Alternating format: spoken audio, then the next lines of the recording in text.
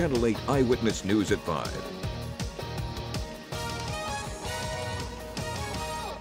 Question comes up regularly about why a JPA. Tonight, talking about the next steps to make Lincoln schools safer. Good evening, everyone, and thank you for joining us. City and county officials were able to ask questions of the newly formed Joint Public Agency. That's right. The group proposed a plan on how to make our schools safer here in Lincoln. Channel 8 Eyewitness News reporter Rachel Miner was at the meeting today. She joins us now with the latest in our top story. Rachel.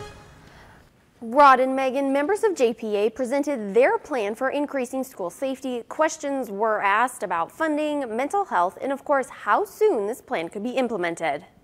City, county, and school board officials packed into Lincoln Public Schools district building Monday morning to discuss school safety.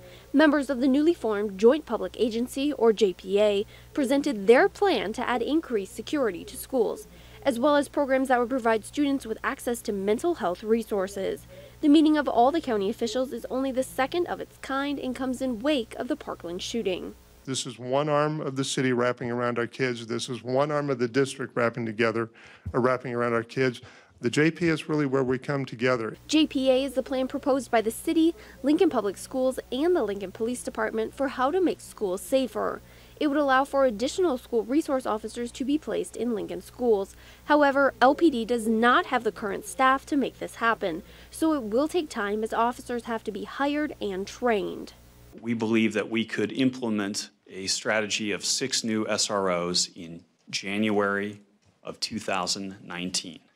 Currently, SROs are only in Lincoln high schools, but if the plan is implemented, the new school resource officers would be placed in Lincoln middle schools. But adding more officers also means added expenses for the city and taxpayers. It costs us about $100,000 a year in Lincoln to put a police officer in the field.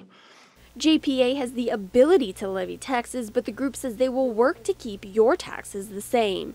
In addition to the SROs, the agency's $2.1 million budget would expand mental health services for students and add funding for community learning center programs.